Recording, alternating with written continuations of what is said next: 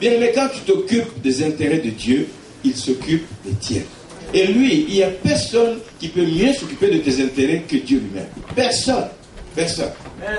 Personne ne peut s'occuper de tes intérêts que Dieu lui-même. Là où la rouille et la teigne volent, détruisent, là où des gens ont placé des millions, des milliards dans des comptes en banque, à un moment donné, la récession vient et souffle sur leur fortune. Dieu peut protéger ce qui est à toi. Dieu peut protéger ce qui t'appartient quand il voit que tu te préoccupes de ses intérêts. David s'est préoccupé de ses intérêts et Dieu a vu ça et il dit ceci au verset 4. La nuit suivante, la parole de l'Éternel fut adressée à Nathan. Nathan n'a rien fait quand David est venu lui dire ça. Nathan a juste dit à David, va, fais tout ce que tu as dans ton cœur, car l'Éternel est avec toi. Parce que l'Éternel aime les gens qui se préoccupent de ses intérêts. Alors fais ce que tu as dans ton cœur, le Seigneur est avec toi. Dieu a vu le cœur de David et il a parlé la nuit suivante à Nathan. La nuit suivante, la parole de l'Éternel fut adressée à Nathan et dit, va dire à mon serviteur David, l'homme qui a le cœur selon moi. Va dire à mon serviteur David, ainsi parle l'Éternel. Est-ce toi qui me bâtirais une maison pour que j'en fasse ma demeure? Mais je n'ai point habité dans une maison depuis le jour où j'ai fait monter les enfants d'Israël hors d'Égypte jusqu'à ce jour. Toutes les autres personnes étaient où? Qu'est-ce que toutes les autres personnes pensaient? Qu'est-ce que toutes les autres personnes pensaient? Il dit, je n'ai point habité de maison jusqu'à ce jour. J'ai voyagé sous une tente et dans un tabernacle. Partout où j'ai marché avec tous les enfants d'Israël, et je dis un mot à l'une des tribus d'Israël. Je n'ai jamais rien demandé à personne. Je n'ai pas dit un mot à aucune de ces tribus d'Israël. Je n'ai pas dit un mot pour ordonner qui que ce soit de faire, de me bâtir quelque chose. Alors pourquoi ne me bâtissez-vous pas une maison de cèdre? Je n'ai jamais demandé ça. Maintenant, puisque toi tu as eu ça à cœur, tu diras à mon serviteur, je t'ai pris au pâturage, derrière les brebis, pour que tu sois chef sur mon peuple, sur Israël. J'ai été avec toi partout où tu as marché. J'ai exterminé tous tes ennemis devant toi et j'ai rendu ton nom grand comme le nom des grands qui sont sur la terre. J'ai donné une demeure à mon peuple, à Israël, et je l'ai planté pour qu'il y soit fixé et ne soit plus agité, pour que les méchants ne l'oppriment plus comme auparavant. Et comme à l'époque où j'avais établi des juges sur mon peuple. Je t'ai accordé du repos et l'Éternel t'annonce. Et l'Éternel t'annonce. J'ai fait beaucoup de choses au peuple d'Israël, mais à toi particulièrement, puisque tu as eu à cœur de bâtir un temple pour moi, l'Éternel t'annonce qu'il te créera une maison. Une maison qui va durer, une maison qui va demeurer. Même après toi, il va continuer à s'occuper des tiens. Je serai, c'est ton fils, il dit, j'élèverai ta postérité après toi. Après que tu seras couché avec tes pères, j'élèverai ta postérité. Je te bâtirai une maison qui demeurera toujours. Amen. Voulez-vous que le Seigneur s'occupe de vous? Voulez-vous que le Seigneur s'occupe de vos enfants? Voulez-vous que le Seigneur s'occupe de votre avenir? Voulez-vous que le Seigneur s'occupe? Occupez-vous de ses intérêts. Le texte que nous allons partager ce matin est tiré de l'épître de Paul aux Thessaloniciens, la première épître de Paul aux Thessaloniciens, le chapitre 5.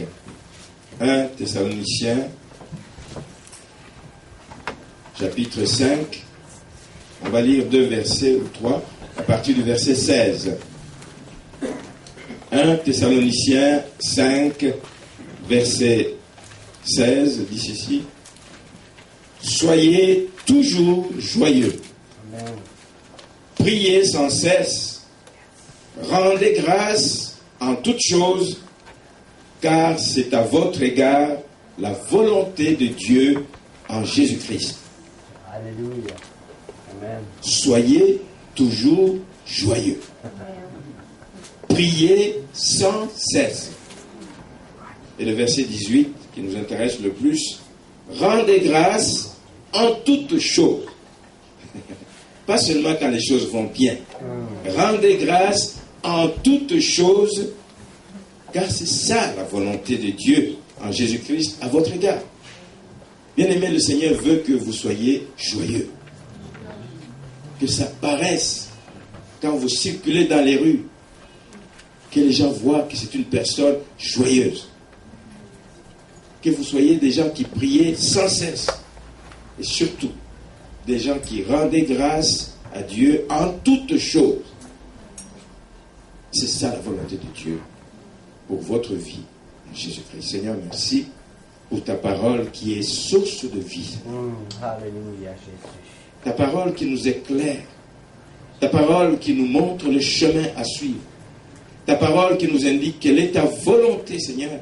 Celle que tu veux que nous appliquions dans nos vies, jour après jour. Ce matin, nous prions, Seigneur, que cette parole nous amène à un changement radical dans notre vie. Afin que nous puissions réaliser que tu veux que nous soyons joyeux. Tu veux que nous soyons des intercesseurs. Tu veux que nous puissions être des personnes reconnaissantes. Des personnes qui ont de la gratitude envers toi, envers ce que tu fais, envers ce que tu as accompli et que tu continues à accomplir dans la vie de ceux qui te cherchent et ceux qui te craignent. Amen. Amen. Prenez place, s'il vous plaît.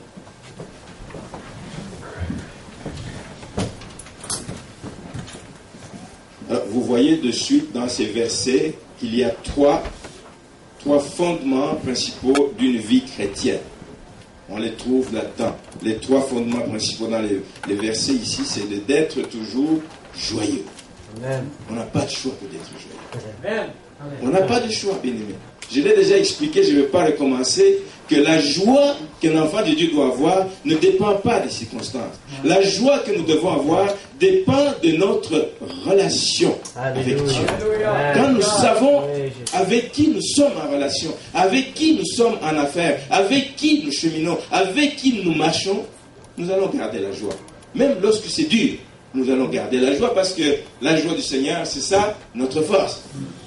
Toujours faire tout ce qui est à notre pouvoir pour maintenir cette joie. Que l'ennemi ne vienne pas vous la voler parce qu'il viendra vous mettre des choses dans l'oreille. C'est pour ça que je disais en début de culte, il y a des choses que nous devons constamment repasser dans notre cœur. Nous ne devons pas laisser notre esprit oisif, pensant à toutes sortes de choses, à gauche, à droite. Veillez à ce que notre esprit soit nourri des choses qui nous rapprochent de Dieu, qui nous rappellent ce que Dieu est pour nous, ce qu'il a fait pour nous. Alors nous serons dans la joie. Amen. Ce n'est pas une joie que nous allons chercher à coup d'argent. Ce n'est pas une joie que nous allons chercher à coup de promotion. Ce n'est pas une joie que nous allons chercher parce que quelqu'un nous encense. C'est une joie qui vient de cette relation que nous entretenons avec le trône de Dieu. Amen. La joie du Seigneur, c'est ça notre force. Priez sans cesse. Priez sans cesse parce que ça ne doit pas être, comment dirais-je, un comportement que l'on prend, on dit, je prie le matin, je prie à midi et je prie le soir. Non. Le terme prier sans cesse et la notion que l'on veut évoquer ici, ce n'est pas des choses ponctuelles que nous faisons, c'est une attitude de vie. Il y a un chant, je ne sais pas si vous le connaissez. Prends ma vie, Seigneur. Prends ma vie, Seigneur. Que ma vie soit prière. Que ma vie soit prière. Que ma vie entière soit une prière qui monte vers le trône de Dieu, mais une prière qui dégage un parfum de bonne odeur devant le trône de Dieu. Prier sans cesse comme attitude de vie. Et le troisième fondement ici, c'est rendre grâce à Dieu en toutes choses. Toutes choses. Les bonnes comme les mauvaises. Parce que Dieu n'a jamais dit que nous vivons ici sur terre, qu'il n'y aura que des bonnes choses. Non. Vous aurez des tribulations. Il l'a dit. Mais la même parole de Dieu nous dit dans Romains 8, 28, car toutes choses concourent. Parfois, des choses difficiles que nous vivons ont permis de nous rapprocher de Dieu. Parfois, les choses difficiles que nous vivons ont permis de découvrir des choses qu'on n'avait jamais découvertes qui étaient en nous. La capacité de supporter, la capacité d'être patient, la capacité de passer à travers des moments difficiles. Toutes ces choses concourent au bien de ceux qui aiment Dieu. Quand tu es dans le creux de la vague, ne dis pas que le Seigneur t'a abandonné. Il y a quelque chose que le Seigneur veut t'apprendre. Il y a quelque chose que le Seigneur veut t'enseigner. Tire profit de ce moment. Quand tu es incompris autour de toi, quand on te traite de tous les noms, quand on te jette même des pierres. Jésus, on lui a jeté des pierres. Amen. Soyons toujours reconnaissants à travers tout ce qui nous arrive. Tout ce qui nous arrive parce que ces choses concourent au bien de ceux qui aiment Dieu. Amen. J'ajoute ici que être joyeux, prier sans cesse et rendre grâce en toutes choses, c'est ça la volonté de Dieu. Alors, ça veut dire que si nous ne rendons pas grâce à Dieu, nous sommes quoi? En contradiction avec la volonté de Dieu, nous péchons. Amen. Nous allons beaucoup parler ce matin de l'action de grâce. De l'action de grâce qui est une notion peut-être que on n'est pas habitué beaucoup, et je pense que c'est beaucoup plus vrai dans les pays anglophones, c'est là que ça a été le plus développé. Et d'ailleurs, l'origine de cette journée d'action de grâce, dans les temps modernes, on va dire, vient beaucoup plus des États-Unis, des anglophones. Ça a été importé vers ici, nous allons en parler un petit peu. Mais Dieu savait que de rendre grâce à Dieu, Dieu savait que l'homme tel qu'il est, la nature humaine, est telle que ce n'est pas quelque chose qui est naturel en nous de rendre grâce. Ce n'est pas quelque chose qui est naturel. Des fois, on trouve que tout est normal, tout est acquis, pas besoin de dire merci. Non, rendre grâce doit être une réaction d'un enfant de Dieu. Amen. Et Dieu savait que ce n'était pas, c'était tellement peu naturel pour les humains que déjà, avec Israël, il a commencé à leur dire, voici ce que vous devez faire. C'est pour ça que Dieu a institué des fêtes. Les fêtes que les gens devaient respecter, des fêtes où on devait venir rendre grâce à Dieu, pour qu'il développe en eux cette habitude, pour que Dieu développe en eux ce sentiment de gratitude que nous devons avoir. Ça manque et ça fait cruellement défaut dans la vie des enfants de Dieu. Dieu donc a institué les fêtes religieuses. Je ne vais peut-être pas les prendre toutes, mais vous pourrez les lire. Je vous donne le devoir de les lire dans Exode 23. On en parle longuement. Et dans Lévitique 23. C'est facile à retenir. Exode et Lévitique, chapitre 23. Allez lire là-dedans les fêtes qui leur étaient imposées et voyez ce qui était demandé. Vous apporterez ceci, vous ferez cela, vous ferez... Et c'est des moments périodiquement de l'année où les gens devaient le faire pour développer en eux cette habitude et ce sentiment de gratitude.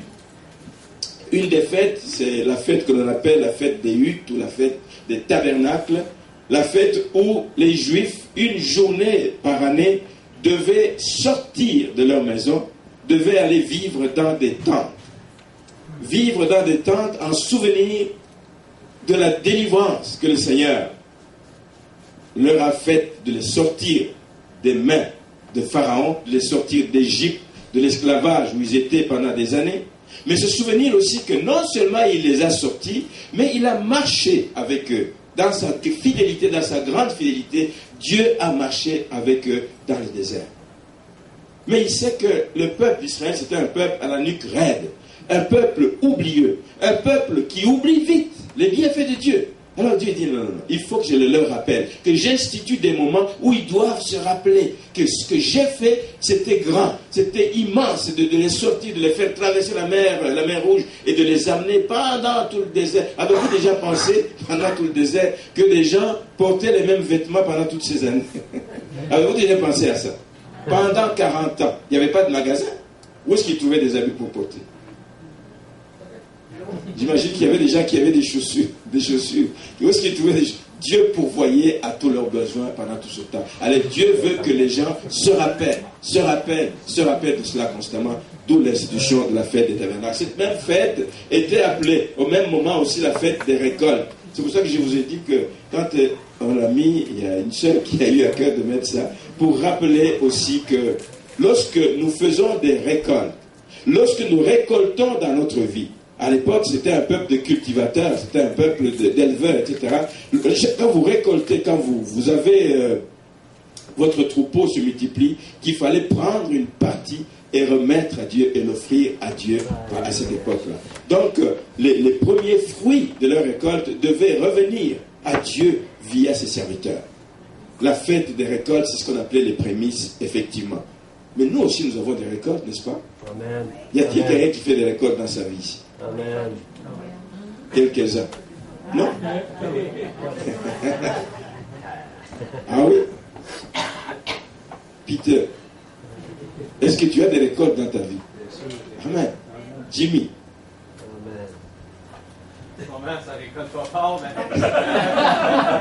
C'est vrai.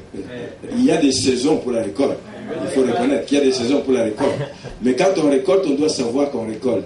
Mais nous-mêmes, Est-ce que nous nous rappelons que quand nous récoltons, nous devons remettre une partie à Dieu en signe de gratitude pour avoir veillé sur tout ce que nous avons fait pendant l'année.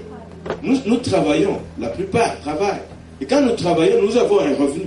Le revenu, nous doit nous dire, Seigneur, tu as été bon avec moi, parce que non seulement tu m'as donné un emploi, mais tu m'as donné aussi la vie, Amen. La santé, pour pouvoir travailler. Et je te rends grâce, voici un retour. Et c'est ce que nous faisons. Et nous le faisons vraiment avec gratitude, avec reconnaissance, parce que c'est ça que Dieu agrée.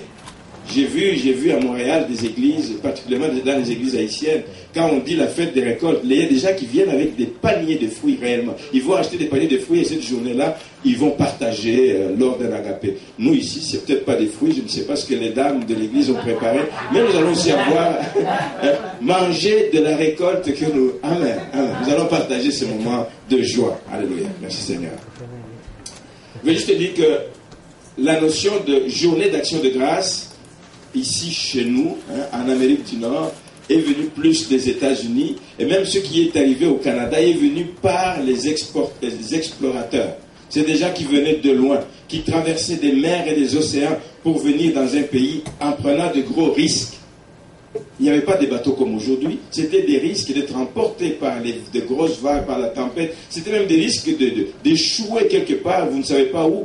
Mais quand ils arrivaient à bon port, quand ils arrivaient à destination, ils mettaient un temps de côté pour dire, nous devons faire des actions de grâce pour remercier le Seigneur pour sa fidélité, pour son amour, pour sa protection, pour sa présence pendant tout le long du voyage. Ça s'est passé, ça a commencé quasiment au XVIe siècle au Canada avec l'arrivée de Samuel Champlain.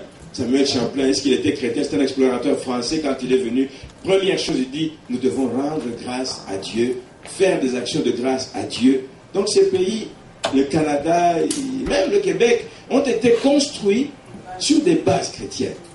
Des gens savaient que c'est à Dieu qu'on doit toutes ces choses. C'est à Dieu qu'on doit les beaux pays que nous avons. C'est à Dieu qu'on doit la santé, la vie. C'est à Dieu qu'on doit la protection. Et dès le départ, ils avaient instauré ces journées. Mais ça n'a pas été célébré d'année en année comme ça. C'est seulement en 1957 que le Parlement canadien a décidé de choisir une journée fixe. Une journée fixe pour dire le deuxième lundi du mois d'octobre, c'est la journée d'action de grâce. Quelle belle initiative. Quelle belle initiative le gouvernement a pris. Mais quand nous regardons aujourd'hui, ce qu'est devenu cette fête, c'est complètement à l'envers. Ça n'a plus le sens premier que ça devait avoir. C'était une journée où tous les Canadiens, tous les Québécois, partout où ils se trouvent, doivent s'arrêter un moment et réfléchir. C'est pour ça qu'on donne une journée de congé. Prendre le temps de réfléchir. Prendre le temps de penser. On ne prend pas assez de temps. On prend beaucoup de temps à nous amuser, à sortir, aller à gauche, à droite, faire des sorties. Mais on ne prend pas le temps de nous arrêter et de réaliser les bienfaits de Dieu. J'ai voulu intituler ce message « Comptez les bienfaits de Dieu ». À l'instar de ce chant que vous connaissez tous. Comptez les bienfaits de Dieu, mets-les tous devant tes yeux. Tu verras en adorant combien le nombre est grand. Ceux qui ne savent pas que les bienfaits de Dieu sont nombreux, c'est le temps de prendre, de dire, l'année touche à sa fin. Nous venons de faire 9 mois. Est-ce que le Seigneur n'a pas été vraiment présent? Est-ce qu'il ne s'est pas révélé dans ma vie? Même lorsqu'on n'a pas d'emploi, est-ce que le Seigneur n'a rien fait dans ta vie? Il a fait de grandes choses. Amen. Il t'a protégé peut-être de l'accident. Il a protégé ton enfant de ceci ou de cela. Il a fait ceci pour ton épouse. Il a fait cela pour ta famille. Il y a beaucoup de sujets pour lesquels nous pouvons rendre grâce à Dieu. Amen. Mais pour se rendre compte, il faut s'arrêter. Prends le temps de les compter. Prends le temps de passer ta vie en revue et tu verras combien le nombre est grand. Amen. Amen. Aujourd'hui, c'est la fête donc de l'action de grâce, ou demain plutôt, la journée de l'action de grâce au Canada. Mais comme je disais, c'est une fête qui est quasiment vidée de tout son sens. Et pourtant, comme nous venons de lire dans le verset 18, de rendre grâce à Dieu, c'est ça la volonté de Dieu en Jésus-Christ. Pour nous. En tout cas, nous ne pouvons pas échapper à ce moment-là. Alors nous voulons voir ce matin que le manque de reconnaissance ne plaît pas à Dieu. Et ça ne date pas d'hier, ça ne date pas d'aujourd'hui, ça date déjà de l'époque de Jésus-Christ. Rappelez-vous ce texte dans Luc qui parle des 10 lépreux qui sont venus voir Jésus parce qu'ils étaient malades. Oui, un lépreux, c'est quelqu'un qui est banni de la société. Un lépreux, c'est quelqu'un qui est malade. C'est quelqu'un qui a besoin de guérison. C'est quelqu'un qui a besoin d'un miracle. 10 lépreux décident d'aller supplier Jésus de les guérir. Luc, chapitre 27. Il dit, ils vont supplier Jésus de les guérir. Parce qu'ils sont malades. Parce qu'ils sont conscients qu'ils ont besoin d'une touche spéciale de Dieu. Parce qu'ils sont conscients que ils sont la risée de tout le monde. C'est des gens qui sont cloisonnés, qui ne peuvent pas sortir. Ils ont pris un risque de sortir parce qu'ils ont entendu parler de Jésus. Il dit, nous allons lui demander, voir si lui ne peut pas nous sortir de ce trouble dans lequel nous sommes. Mais la Bible nous montre, et Jésus est tout triste dans le fond en disant, mais regardez, j'ai guéri ces 10 personnes. Elles sont toutes parties parce que leur a dit, voici, allez vous présenter chez les sacrificateurs. Mais en cours de route, parce qu'ils ont obéi, ils auraient pu dire, oui, mais nous sommes venus que tu nous guérisses, toi, et toi tu nous envoies chez les sacrificateurs. Non, ils ont obéi. Vous savez, Dieu bénit les gens qui obéissent. Qui obéissent sans comprendre, qui obéissent même lorsqu'ils croient que c'est contraire à ce qu'ils attendaient. Dieu bénit les gens qui obéissent. Amen. Ces gens ont obéi sans comprendre, ils n'étaient pas guéris, rien n'avait changé dans leurs conditions. Ils ont dit, on nous a dit d'aller chez les sacrificateurs, nous y allons. Puisqu'ils avaient obéi, l'action de guérison a commencé à prendre effet pendant qu'ils marchaient. Et ils ont été guéris. 9 sont partis, ils ont oublié. 9 sont partis, ils ont oublié qu'ils les avaient guéris. Et un a dit non. Ce qui vient de se passer dans ma vie, je ne peux pas rester ingrat. Je dois aller le dire à celui qui m'a guéri. Je dois aller exprimer ma gratitude et ma reconnaissance envers cette personne. Quand je pensais à cette histoire des lépreux, je me suis dit, des fois nous sommes comme ça aussi. Dieu fait des choses dans notre vie, comme peut-être ces gens pensaient, ils se disaient, écoute, est-ce qu'elle est réelle cette guérison? Je vais attendre. C'est peut-être juste... d'autres disaient peut-être, mais moi, est-ce que c'était sûr que c'était vraiment la lèpre? Parce que la lèpre ne guérit pas. Mais est-ce que c'est vraiment la lèpre? C'est peut-être juste une éruption que j'avais sur la peau. D'autres disaient, je vais attendre plus tard, j'irai le voir. Nous sommes comme ça aussi. De poser des choses jusqu'au point où nous oublions de rendre grâce à Dieu pour ses bienfaits. Quand Dieu, le Saint-Esprit, te révèle une bénédiction qui est tombée dans ta vie, prends le temps à ce moment-là de rendre grâce à Dieu. Prends le temps de reconnaître les bienfaits de Dieu. Prends le temps même d'en parler et d'en témoigner autour de toi. C'est pour ça que le Seigneur nous le demande. Amen. Il nous arrive aussi de nous comporter des fois comme des lépreux, mais ce n'est pas ça la volonté de Dieu. La volonté de Dieu est que nous soyons des personnes reconnaissantes constamment dans notre vie pour rendre grâce à Dieu pour ce qu'il fait. Et d'ailleurs, si vous regardez le but que l'Église primitive avait, chaque fois qu'ils se réunissaient au temple, leur but, c'était de rendre grâce à Dieu pour l'action qui prend place dans l'Église. Pour tout ce que leurs yeux voyaient, c'était le but premier, c'est de rendre grâce à Dieu pour le miracle qui était en train de prendre place au milieu d'eux, sous leurs yeux et sous leur regard. Alors, nous avons tellement, bien aimés, des sujets de reconnaissance. Je n'ai même pas besoin de le dire. Et je vous préviens et je vais vous supplier qu'à la fin de ce culte, nous allons faire le tour d'évangile. Ce matin, nous célébrons l'action de grâce ce matin. Je pense que chacun de nous a quelque chose à dire. Quelque chose à dire de ce que Dieu a fait pour sa vie, pour sa santé, pour son travail, pour ses enfants, pour ses parents, pour son couple, pour son église, pour son pays. Il y a bien des sujets de reconnaissance. De bénir le Seigneur, de nous donner un pays comme le Canada, comme cette province du Québec, avec la paix que nous avons, ça n'a pas de prix. Quand vous pensez à ce qui se passe dans beaucoup d'autres pays, ça ne peut être que des sujets de reconnaissance. Mais souvent, nous n'avons que des sujets de plainte. Le gouvernement n'a pas fait ceci. Et tel ministre a fait cela. Mais réjouissez-vous de ce que le Seigneur fait. Vous êtes dans un pays de paix. Vous êtes dans un pays où vous pouvez avoir un emploi facilement. Vous êtes dans un pays où vos enfants peuvent étudier. Et gratuitement d'ailleurs. Alléluia. Presque. Amen. Amen. Vous avez la santé, vous avez la vie, vous avez des hôpitaux. Même si la liste d'attente est longue. Il y a des gens qui aimeraient avoir cette liste d'attente, mais un jour être soignés. Ne prenons pas la grâce de Dieu en vain. Amen. Nous avons des sujets de louange. Nous avons le sujet de louange, de bénir le Seigneur pour ce qui prend place, cette nouvelle famille qui prend place à l'Assomption dans cette église. Particulièrement ceux qui sont ici depuis 6 ans, 7 ans et plus. Ils ont vu la main de Dieu. Amen. Ils ont vu l'évolution de cette église. Même ceux qui sont là depuis quelques mois. Ils ont vu les changements qui prennent place dans l'église. C'est des sujets de louange. C'est des sujets d'adoration. C'est des sujets de reconnaissance à Dieu. Ce n'est pas des acquis. C'est la main de Dieu qui est sur l'église. C'est des sujets pour lesquels nous devons louer le Seigneur. Louer le Seigneur constamment pour le salut que nous avons en Jésus-Christ. Il n'y avait pas de meilleure chose qu'il pouvait faire pour nous que de nous accorder le salut en Jésus-Christ. Imaginez tous les gens qui se meurent dans l'ignorance de ce beau cadeau que nous avons eu. Imaginez tous ces gens qui ont tout ce que le monde peut donner, mais qui ne peuvent pas fermer l'œil. Inquiets pour un oui, pour un non. Nous avons un parrain de notre mariage qui est décédé. Un homme qui avait touché à l'argent, qui a eu beaucoup de possibilités. Mais c'est un homme qui, à un moment donné, avait perdu sa paix. Malgré toutes les relations qu'il avait. Il avait perdu sa paix. Mais nous dormons comme des bébés. Ce matin, mon épouse me demandait, est-ce que tu as vu des choses la nuit? J'ai dit non, j'ai dormi comme un enfant. Amen. C'est la grâce de Dieu. Je rends grâce à Dieu pour cela. Amen. Je rends grâce à Dieu pour cela. Il y a des gens qui n'ont pas sommeil. Mais moi j'ai sommeil. Je rends grâce à Dieu pour le sommeil qui m'accorde. Il y a bien des sujets. Nous prenons ça pour acquis. Ce n'est jamais acquis. Rendez grâce à Dieu en toutes choses. En toutes choses. Amen. Je voudrais qu'on lise ensemble un bon texte dans le livre des psaumes. Le psaume 100, qui pour moi est un des meilleurs psaumes d'action de grâce.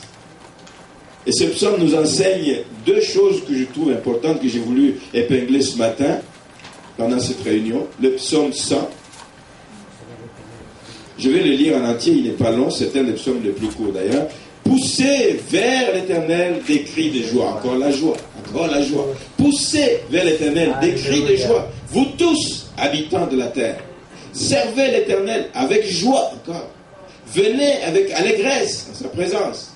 Sachez que l'Éternel est Dieu. C'est lui qui nous a fait et nous lui appartenons. Nous sommes son peuple, le troupeau de son pâturage. Entrez dans ses portes avec des louanges, dans ses parvis, avec des cantiques. Célébrez-le, bénissez-le, bénissez son nom, car l'Éternel est bon, sa bonté dure toujours et sa fidélité de génération en génération. Amen. Amen. Un beau psaume, mais qui nous apprend 2 choses, 2 vérités importantes que je voudrais voir. Et moi, je l'ai vu parce que je souligne parfois dans ma Bible. D'abord, nous voyons que c'est un appel à louer l'Éternel. C'est un appel à adresser nos actions de grâce à l'Éternel. C'est un appel à adresser notre reconnaissance à l'Éternel. La première chose que nous apprend ce texte, c'est que nos actions de grâce sont adressées à l'Éternel, pas à nos bienfaiteurs. Tu peux dire merci à ton bienfaiteur, mais nos actions de grâce sont adressées à Dieu. C'est lui qui mérite que nous puissions être reconnaissants pour tout ce qu'il fait pour nous. Amen. Ça, c'est la première leçon, elle est importante. Les actions de grâce doivent être adressées à l'Éternel. Ne pas oublier et ne jamais oublier que c'est lui qui est la source de laquelle nous coule toute grâce, tout bienfait, tout bonheur, la santé, la vie et toutes sortes de richesses. Nos actions de grâce doivent être adressées à l'Éternel. Nous pouvons nous réjouir de quelque chose et nous disons à la personne qui nous a fait le bien, et je te remercie mon frère, je te remercie ma soeur pour ce que tu as fait pour moi. Où est Dieu dans tout ça? C'est d'abord, je remercie le Seigneur qui t'a mis sur ma route pour que tu me fasses ce bien. Je rends grâce à Dieu qui a fait que je te connaisse, que tu sois une personne que je connaisse dans ma vie, de façon que je puisse tirer profit de toutes les grâces et toute la bénédiction qui coule en toi. Les actions de grâce doivent être adressées à Dieu. C'est lui qui permet que nous puissions en jouir. Amen. L'homme n'est qu'un canal. La personne par laquelle Dieu passe n'est qu'un canal par lequel il passe pour te bénir, pour te faire du bien. Donc, ne jamais oublier d'adresser nos actions de grâce à Dieu Nous pouvons le faire pour nous-mêmes. Je l'ai dit tout à l'heure, pour la vie, pour la santé, pour l'emploi, pour le pays qui nous donne, pour les beaux enfants qui vous donnent, qui grandissent sous la grâce de Dieu. Bénissez le Seigneur quand vos enfants ne tombent pas dans des situations de rébellion. Bénissez le Seigneur quand vos enfants peuvent venir à l'église écouter la parole de Dieu. Bénissez le Seigneur quand vos enfants peuvent vous obéir. Bénissez le Seigneur. Amen. Nous rendons grâce à Dieu pour nous-mêmes, pour ce qu'il accomplit dans nos vies. Mais nous pouvons rendre grâce à Dieu pour les autres, comme je viens de dire. Pour les autres. Il y a des personnes qui sont en bénédiction à l'église. Je rends grâce à Dieu pour telle personne, pour les talents que tu as mis dans telle personne et qu'il met à ton service. Je rends grâce à Dieu pour avoir mis un collaborateur à mes côtés. Je rends grâce à Dieu pour une belle femme qu'il a mise à mes côtés. Pas belle seulement, mais belle de cœur. Belle que... Amen. Amen. Rendre grâce à Dieu pour les autres. Et Paul, qui nous parlait dans 1 Thessaloniciens, est le vrai champion des actions de grâce pour d'autres personnes. Lisez quasiment dans toutes ces épîtres, j'en ai pris quelques-unes, lisez dans toutes ces épîtres, c'est toujours, il commence ces épîtres par des salutations. Je salue, et je rends grâce à Dieu pour toi, pour telle église. Il rend grâce à Dieu, notamment pour l'église de Philippe, quand il s'adresse aux Philippiens, pour tous les biens que cette église a fait pendant qu'il était en prison, pour tout le bien que cette église a fait quand on avait besoin de collecter de l'argent pour aider l'église de Jérusalem qui était en difficulté. Je rends grâce à Dieu pour les Philippiens, pour cet amour que tu as mis en eux, Seigneur, afin qu'ils puissent avoir l'esprit de générosité, afin qu'ils puissent avoir l'esprit d'hospitalité. Rendre grâce à Dieu pour les autres. Il rend grâce à Dieu pour Timothée, un fils merveilleux dans la foi que le Seigneur lui a donné. Je rends grâce à Dieu pour Timothée, pour mon fils dans la foi. Amen. Il rend grâce à Dieu pour les Colossiens, pour leur foi. Quand quelqu'un a la foi en Dieu, tu rends grâce à Dieu pour la foi qu'il a mis dans cette personne.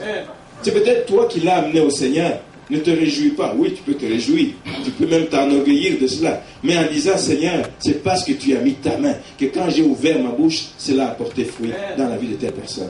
Rendre grâce à Dieu pour les autres personnes qui sont autour de vous. Et faisons-le dans l'église, bien aimé. Rendons grâce à Dieu pour des personnes qui travaillent dans l'église. Apprenons à rendre grâce à Dieu pour ces personnes qui, pendant toute l'année, chantent en avant. Rendons grâce à Dieu pour des personnes que nous ne voyons peut-être pas, mais qui intercèdent pour l'église. Elles sont au Québec, elles sont en Europe, elles sont en Afrique. Des gens nous appellent, nous prions pour votre église. Rendre grâce à Dieu pour d'autres personnes, pour d'autres églises qui peuvent nous supporter, qui peuvent nous aider d'une façon ou d'une autre. Rendre grâce à Dieu pour des gens qui veulent donner du temps, de l'énergie pour que l'œuvre de Dieu avance. Vous savez, l'implication c'est bon. Mais nous pouvons juste nous réjouir que des gens s'impliquent dans l'église, mais nous devons plutôt rendre grâce à Dieu. Seigneur, je te bénis d'avoir envoyé telle personne dans l'église. Je te bénis pour la présence de telle personne. Regarde comment l'église marche, fonctionne aujourd'hui, parce que tu as décidé toi-même de toucher telle personne. Je rends grâce à Dieu pour les jeunes. Je rends grâce à Dieu pour des personnes comme Cécile, qui n'est pas là ce matin. Je rends grâce à Dieu pour... C'est une dame effacée dans sa chaise roulante, mais efficace. Amen. Efficace. Rendre grâce à Dieu pour les autres. Nous devons aussi rendre grâce à Dieu, pas pour nous-mêmes, parce que ce serait de l'égoïsme, pour les autres, mais aussi pour ce privilège que nous avons. Nous avons une relation privilégiée avec Dieu. Nous avons un accès libre au trône de Dieu. Savez-vous ça? Je forme mon numéro de téléphone 33.3. Jérémie 33.3. J'invoque le trône de Dieu. Je n'ai pas besoin de passer par une secrétaire. Je n'ai pas besoin de passer par un standardiste. Je passe tout droit au trône de Dieu. Je parle au cœur de Dieu. Jérémie 33.3. C'est une relation privilégiée. Quand vous êtes en difficulté, ne commencez pas à courir derrière le pasteur. Oui, vous pouvez aller demander au pasteur de mettre l'équipe de prière en intercession. Mais formez le téléphone 33.3. Formez le téléphone 33.3. Appelez le trône de Dieu. Appelez au secours de Dieu. Amen. Amen. Et il faut rendre grâce à Dieu qui nous ait eu cet accès libre. Cet accès libre, bien aimé. Personne. Nous n'avons pas besoin de passer par des intermédiaires pour parler à notre Père. Nous avons un accès libre à cause du prix que Jésus a payé à la croix. Nous avons une relation privilégiée parce que le verset ici nous dit que c'est lui, l'Éternel, qui est Dieu, qui nous a fait. Nous avons été conçus par nos parents, mais nous avons été faits par Dieu, à son image. Nous avons été créés par la parole de Dieu. Amen. Les choses prennent place parce que la parole de Dieu a été prononcée. Les choses prennent place parce que Dieu a décidé en premier. C'est lui qui nous a fait. Nous n'avons pas été faits par un premier ministre. Nous n'avons pas été faits par je ne sais pas qui. Mais nous avons été faits par Dieu, créés à son image et à sa ressemblance. Il nous a fait et nous lui appartenons. Waouh! Appartenir à celui qui tient le monde entier entre ses mains. Et nous ne lui appartenons pas comme des numéros perdus. Nous lui appartenons comme des êtres chers qu'il connaît personnellement, sur lesquels son regard est fixé constamment. Constamment. Quel privilège! Nous devons rendre grâce à Dieu pour ce privilège que nous avons. Il nous a fait, nous sommes à lui, nous lui appartenons. Personne d'autre n'a de droits sur nous. C'est lui seul qui a des droits sur nous. C'est un privilège. Il nous a fait, nous sommes son peuple. Il nous a rachetés. Nous sommes son peuple. Nous lui appartenons. Et nous sommes le troupeau de son pâturage. Ok, c'est bien d'être dans le pâturage dont le berger n'est autre que le Seigneur. Donc c'est bon d'être dans un pâturage où nous savons que le berger ne peut pas être distrait, où nous savons que le berger connaît toutes choses. Quand il nous conduit dans des sentiers, il nous conduit dans des sentiers de vers pâturage. Quand il nous conduit dans des sentiers qui mènent vers les eaux paisibles. Si tu n'as pas de berger, tu vas aller boire aux eaux amères. Si tu n'as pas de berger, tu vas aller boire aux eaux qui sont contaminées. Si tu n'as pas de berger, tu vas aller quelque part où ça semble être de la verdure, mais où l'ennemi t'attend. Le lion t'attend, il rôde cherchant qui dévorer. Mais quand tu vas là où il te conduira dans des verts pâturages, sous sa protection. Amen. Amen. Rendre grâce à Dieu pour nous-mêmes, pour la vie que nous avons, rendre grâce à Dieu pour les bien-aimés qui y a autour de nous, et rendre grâce à Dieu aussi pour les privilèges que nous avons. Je vais ajouter que je m'adresse à des chrétiens ce matin, mais c'est curieux que le texte ici dit « Poussez vers l'Éternel des cris de joie, vous tous, habitants de la terre. » Il ne pas dire « vous tous les chrétiens », vous tous, habitants de la terre. Même les païens doivent rendre grâce à Dieu. Même les païens doivent rendre grâce à Dieu. Amen. Je voulais vous faire cette petite parenthèse, ça m'a touché quand j'ai lu ça, j'ai dit, mais comment ça? Ils doivent rendre grâce à Dieu. Amen.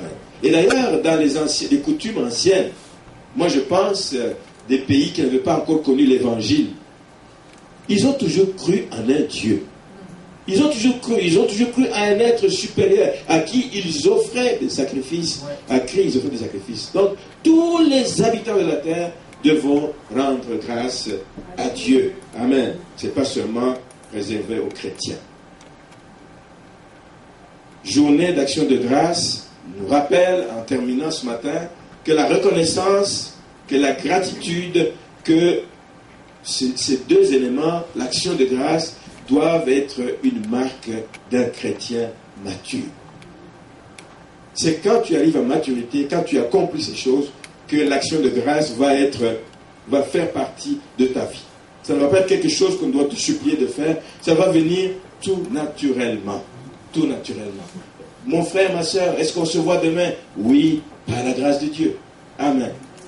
Et quand tu arrives au rendez-vous, je rends grâce à Dieu qui a permis qu'on se retrouve ce matin. Rendre grâce à Dieu doit être un mode de vie. Amen. Quelqu'un a un jour dit ceci, je vous lis. Il dit, Dieu réside à deux places. Il réside au ciel.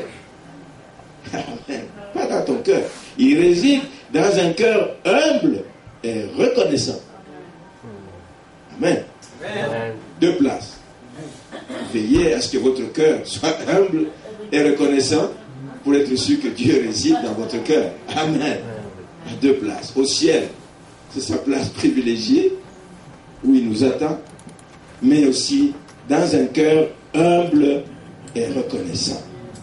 qui sait que nous ne dépendons que de lui, que toute grâce ne vient que de lui. Amen. Amen. Alors c'est important, en terminant ce matin, de prendre le temps de compter les bienfaits de Dieu. Et je vous l'ai dit en début de ce partage, nous allons prendre le temps de compter les bienfaits de Dieu et nous allons voir combien le nombre en est grand ce matin. Et je vais dire comme Paul dans Philippiens 1, 3, 5, il dit, moi aussi, pasteur Jean, je rends grâce à mon Dieu de tout ce qui a pris place dans cette église durant l'année 2011. Je rends grâce à Dieu de tout le témoignage que je garde de l'implication de chacun de vous dans l'église. Je rends grâce à Dieu pour la part que vous prenez à l'avancement du royaume. Je rends grâce à Dieu pour la part que vous prenez aux différentes activités qui sont organisées dans l'église. Quand on organise des moments de prière, je rends grâce à Dieu. Quand on organise des moments de jeûne et de prière, je rends grâce à Dieu. Quand il y a une nuit de prière, je rends grâce à Dieu. Quand il y a un agapé, je rends grâce à Dieu pour la part que vous prenez à cela. Je rends grâce à Dieu pour les mariages qui ont eu lieu cette année dans cette église. Amen. Étienne s'est marié cette année.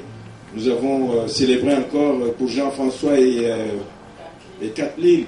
Nous avons célébré le mariage récemment de David et Mélanie. Nous, bientôt, ça va être Sylvain et Cathy. Et très prochainement, il y a encore Nancy. Et nous allons bientôt aussi célébrer le mariage de Richard et de Christine. Je rends grâce à Dieu. Je rends grâce à Dieu. Je rends grâce à Dieu. Amen. Amen. Amen. C'est peut-être une prophétie, je n'en sais rien. Hein. C'est peut-être prophétique, alors rends grâce à Dieu pour cela. Et cela arrive bientôt. Amen. Je vais juste terminer là-dessus en vous encourageant ce matin pour dire que cette année, on a vécu beaucoup de choses. Des bonnes choses comme des mauvaises choses. Mais les bonnes choses passent au-dessus. Les bonnes choses passent en premier. Les bonnes choses font que nous n'avons que des sujets de glorifier notre Seigneur et de rendre grâce. C'est rien les petits bobos qu'il peut y avoir eu durant cette année à côté des bienfaits de Dieu. Et que nous voulons réellement en témoigner jour après jour. Et à la fin de l'année, nous aurons encore l'occasion de le faire. Que le Seigneur vous bénisse. Que le Seigneur fasse que nous puissions saisir le sens profond de l'action de grâce. C'est vraiment la volonté de Dieu pour la vie des enfants de Dieu. Il faut retenir que nos actions de grâce, c'est ça la volonté de Dieu, mais que les actions de grâce doivent lui être adressées à lui. Mais que dans nos actions de grâce, que nous puissions aussi porter les bien-aimés. Donc, enfin, nous allons passer par un temps de partage avant d'aller partager le repas derrière. Mais je voudrais qu'on prenne quelques minutes. Pour que les uns et les autres puissent exprimer par des mots simples. Je ne demande pas de faire de longs discours. C'est des mots simples. Juste quelque chose. Un fait, une situation, un moment de bénédiction.